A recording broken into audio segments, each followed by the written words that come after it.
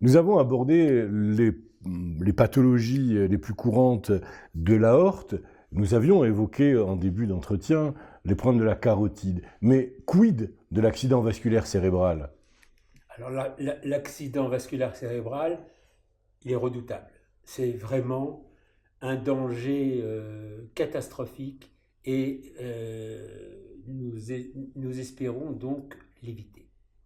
Alors pour éviter ces accidents, nous avons maintenant heureusement des moyens de l'imagerie radiographique et imagerie qui nous permettent de dépister d'une façon très simple ces problèmes de la carotide et ainsi d'éviter ces catastrophes que sont les accidents vasculaires cérébraux. Alors, et là, y a-t-il des signes avant-coureurs? Oui, là il y a des signes avant-coureurs.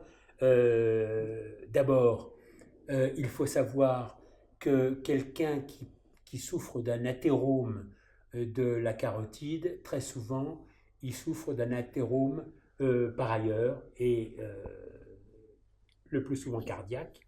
Et donc, maintenant, c'est une routine de dépister une sténose carotidienne chez quelqu'un qui a un problème d'hypertension, qui a un problème de coronarite, ou même qui a un problème de diabète, d'hypercholestérolémie, enfin de tas de signes qui sont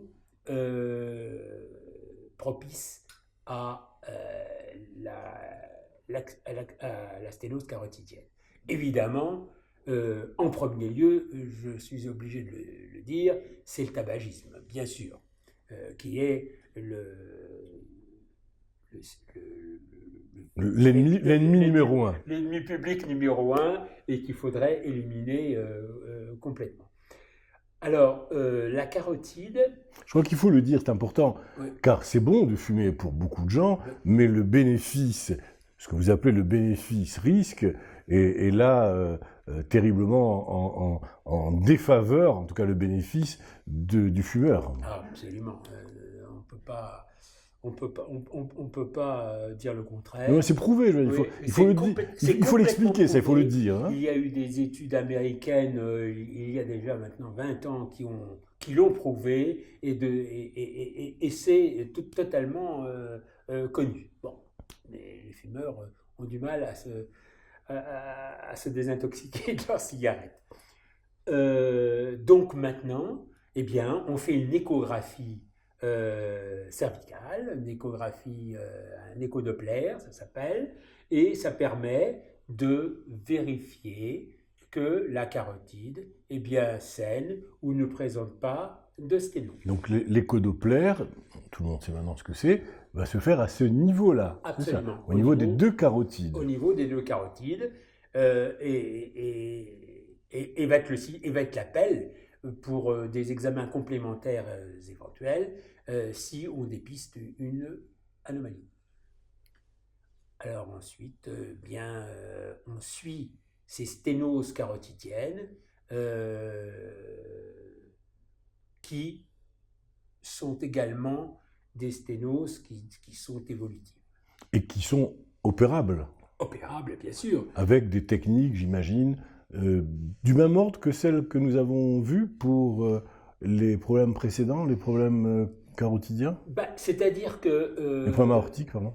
Le problème de la carotide était un petit peu différent que celui de l'anévrisme, c'est-à-dire que le risque opératoire de la chirurgie carotidienne était moindre.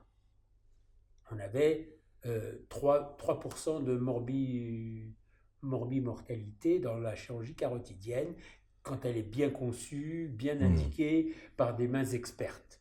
Donc, si vous voulez, c'était moins dangereux quand même d'opérer une carotide que d'opérer un anévrisme de l'aorte abdominale. Cela dit, effectivement, il y a maintenant des techniques endoluminales qui ont vu le jour, qui ne sont pas encore complètement de routine. Actuellement, bien qu'il y ait des équipes qui les pratiquent énormément, parce qu'il y a eu des problèmes initiaux d'embolie à partir du site opératoire, qui faisait qu'on a été obligé de se protéger lorsque, par exemple, on veut mettre un stent dans une carotide. On est obligé de mettre un filet protecteur en aval pour rattraper les micro-emboles qui pourraient migrer vers l'encéphale et provoquer des accidents. Une sorte de parapluie, en fait. Une sorte de parapluie, exactement. Ça s'appelle comme ça, d'ailleurs. Oui, c'est un parapluie qui permet de rattraper les débris inopportuns. Alors maintenant, fort de cela, eh bien, de plus en plus, on va stenter les carotides, alors qu'on avait un petit recul par rapport, par exemple, à la chirurgie coronaire, où on stente depuis très longtemps les artères coronaires dans les cas d'angine de poitrine à risque d'infarctus.